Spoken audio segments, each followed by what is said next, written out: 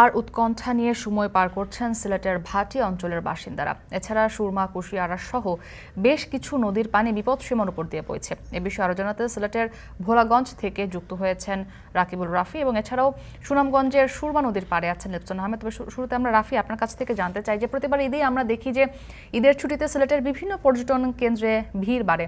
তো এবার যেহেতু পাহাড়ি ঢলের কারণে আকস্মিক বন্যা দেখা দিয়েছে সিলেটে, এর প্রভাব নিশ্চয়ই পর্যটন খাতে পড়বে। জানাবেন যে এই পর্যটন খাতে আসলে আর্থিক ক্ষতির সংখ্যা কতটুকু করছেন পর্যটন খাত সংশ্লিষ্ট ব্যবসায়ীরা?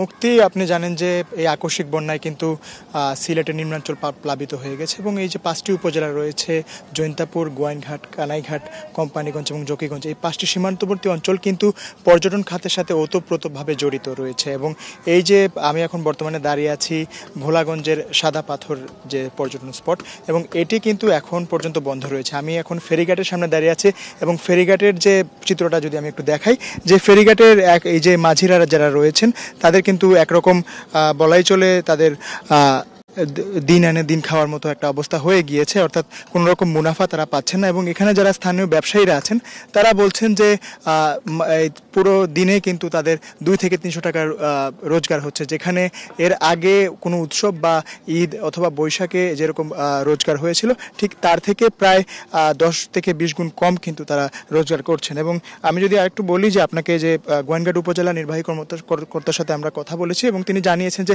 জাফলং, বিছনাকান্দি, রাতারগুল এবং পান্তুমাই সহ সব কয়েকটি পর্যটন কেন্দ্র বন্ধ ঘোষণা করার নোটিশ কিন্তু 28-29 তারিখ দেওয়া হয়েছিল এবং পরিস্থিতি স্বাভাবিক না হওয়া পর্যন্ত এই যে স্পটগুলো সেগুলো বন্ধ থাকবে। কেননা পাহাড়ি ঢলে নদীগুলোর যে পানি বৃদ্ধি পেয়ে এসব পর্যটন কেন্দ্র ঝুঁকিপূর্ণ অবস্থায় থাকে এবং যে কারণে বিপজ্জনক পরিস্থিতিতে পর্যটন কেন্দ্রগুলোতে পর্যটকদের ভ্রমণ নিষিদ্ধ করা হয়েছে। এবং কোম্পানিগঞ্জের উপজেলা নির্বাহীর সাথে কথা বলেছি আমরা, যেটা বললেন যে অবিরাম বর্ষণ ও ঢলে ধলাই নদীর পানি যেভাবে অব্যাহতভাবে বেড়ে পর্যটনগুলোতে পানি সেগুলোতে পর্যটনগুলো তলিয়ে গিয়েছে এবং পর্যটনগুলো বন্ধও রয়েছে। এবং একই সাথে সাথে কিন্তু আরেকটি বিষয় জানিয়ে রাখি যে ভারতের যে চেরাপুঞ্জি বলেন বা মেঘালয় বলেন, সেখানে কিন্তু বৃষ্টিপাতের পরিমাণও কমে গিয়েছে, পানিও মোটামুটি কমতে শুরু করেছে। এবং এইখানে যারা ব্যবসায়ীরা আছেন তারা বলছেন যে বেশ বড় ধরনের ক্ষতির সম্মুখীনে তারা পড়তে চলেছেন যদি পর্যটন কেন্দ্র এরকম বন্ধ থাকে এবং পানির জন্য। তো এই ছিল আমার কাছে ভোলাগঞ্জ পর্যটন কেন্দ্রের বন্যা পানির সর্বশেষ পরিস্থিতির তথ্য। মুক্তি। লিপসন, আমরা বলছিলাম যে সুরমা, কুশিয়ারা সহ বেশ কিছু নদীর পানি বিপদসীমার উপর দিয়ে বইছে। জানাবেন যে নতুন করে আর কোনো এলাকা প্লাবিত হবার কোনো আশঙ্কা রয়েছে কিনা এবং সেই সাথে সেই এলাকায় আবহাওয়ার পূর্বাভাস কি বলছে? গরম গরম রুটি, সাথে সুজির হালুয়া, দুর্দান্ত জুটি। তবে জুটি জমাতে চাই তীর আটা ময়দার সুজি, কারণ তীর ছাড়া আমার চলেই না।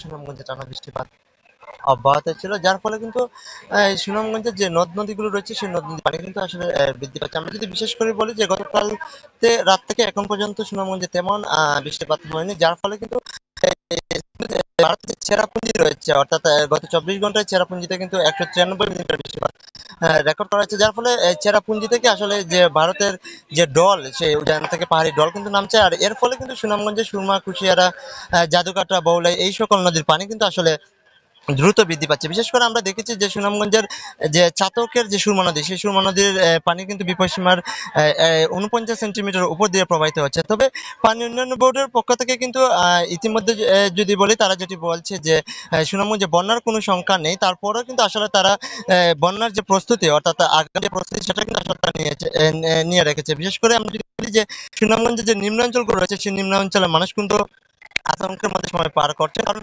যেহেতু 2022 সালে সুনামগঞ্জে যে ভয়াবহ রূপ দেখিয়েছিল, এটা যদি এই বছর আসলে ঘটে তাহলে কিন্তু এই অঞ্চলের মানুষ কিন্তু চরম বিপাকের মধ্যে পড়বেন। বিশেষ করে জেলা প্রশাসনের পক্ষ থেকে কিন্তু গতকাল রাতে একটি বিশেষ জরুরি সভা করা হচ্ছে।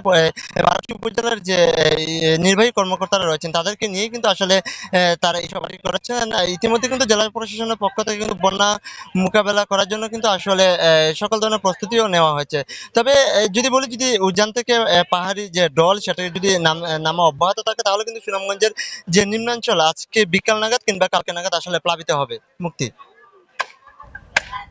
সিলেট থেকে যুক্ত ছিলেন আমাদের সহকর্মীরা।